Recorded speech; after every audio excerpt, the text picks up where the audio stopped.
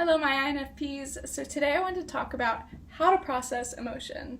And because we have introverted feeling as our driver in our cognitive stack, it's extremely important to learn how to process emotion.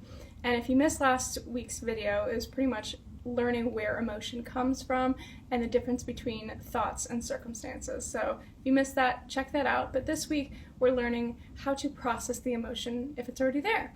So there's 3 different ways that we process emotion, and one way is to push it away, push it down. So that might look like, getting on Netflix, over drinking, overeating, pretty much making it not exist in your life. And the second way is to react to it. So we might lash out emotionally and get angry with someone and be a little cray-cray, you know who you are.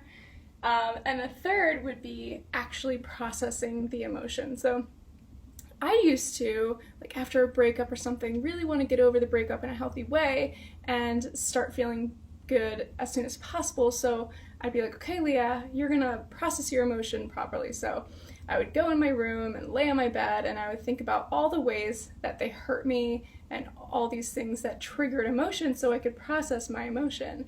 But really that was just making it worse, and I was making myself suffer. And there's a difference between clean pain and suffering, and I was suffering. So the one way to process pain would be to realize it's just a vibration in your body. It's like a physical sensation in your body. So, heartbreak, sadness might feel like a twisting of your gut or like tightening of your back, or anxiety might feel like your heart is racing and your hands feel light and sweaty. So just realizing and paying attention to the sensations in your body. And I normally have my clients have this process at least 20 to 30 minutes, just really being aware of the vibrations and the sensations in their body. And that is actually processing emotion.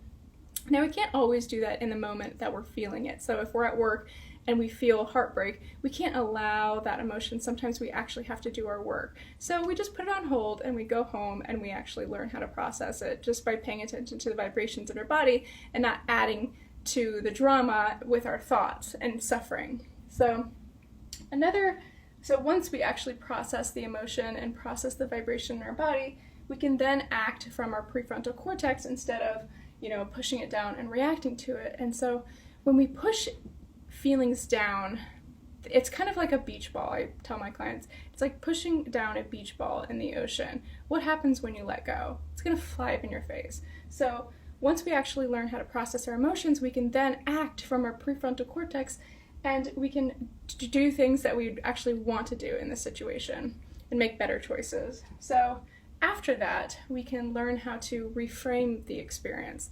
So we might not want to reframe it right away. We might actually want to feel bad about something, and that's totally fine as long as you know what you're doing and as long as you like your reasoning for it.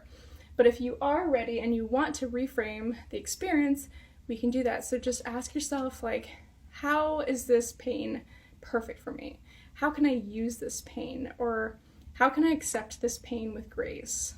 So try those on. If you have any questions, it's kind of complicated sometimes and you don't want to process it. We're all afraid of emotion.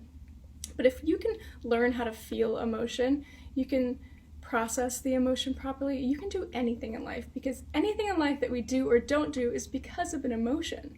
So if you're not afraid of an emotion or feeling an emotion, so say you really want to do something but you haven't been doing it, it's because of an emotion that you don't want to feel. But if you're cool with feeling that and you're like, I've processed that before, I know how that feels, it's just a physical sensation in my body, I can handle that, you'll go after your dreams. You'll start living your life more fully and not living in this fear mentality. So if you need any help with this, you know where I am. Please reach out to me. I do free mini sessions, and if you have any questions, leave them in the comments, and I look forward to hearing from you guys. Bye.